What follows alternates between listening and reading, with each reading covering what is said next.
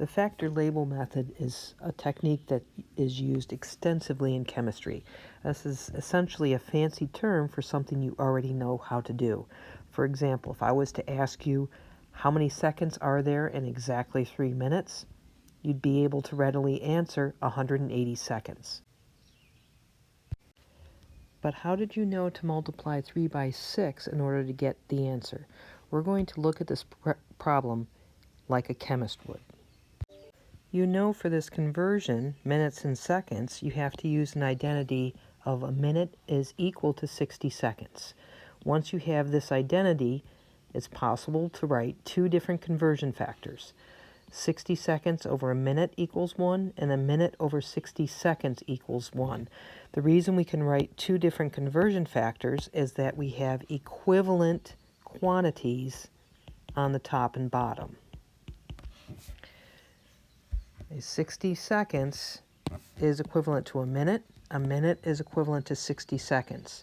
And we know that anytime we multiply anything by 1, we're not changing its overall value. All this so far is just background to solving the problem. Solving the problem as a chemist, we start with our number that we're given in the statement of the question, 3 minutes. We want to multiply this by a conversion factor that's going to get us to units of seconds. So we consider the two conversion factors we can use based on this identity and understand that we have to use this conversion factor so that units of minutes cancel out. So we have 60 seconds is equivalent to a minute. Minutes divided by minutes is equal to 1. They cancel out. So we multiply the numbers that are remaining. 3 times 60, that gives us 180 seconds.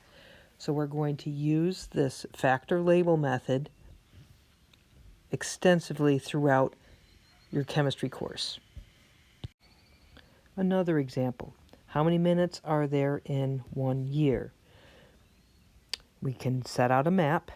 We need to convert from years to days, days to hours, hours to minute, and we know that each arrow, each step here is going to represent the use of one conversion factor.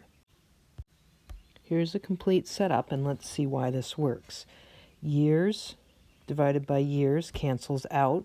Year over year equals 1.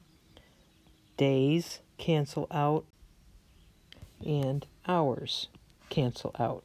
So the only surviving unit is minutes. And to get the numerical value, we simply do the indicated math. Those numbers that are in the top indicate multiplication. If we had any numbers in the denominator other than 1, that would indicate division.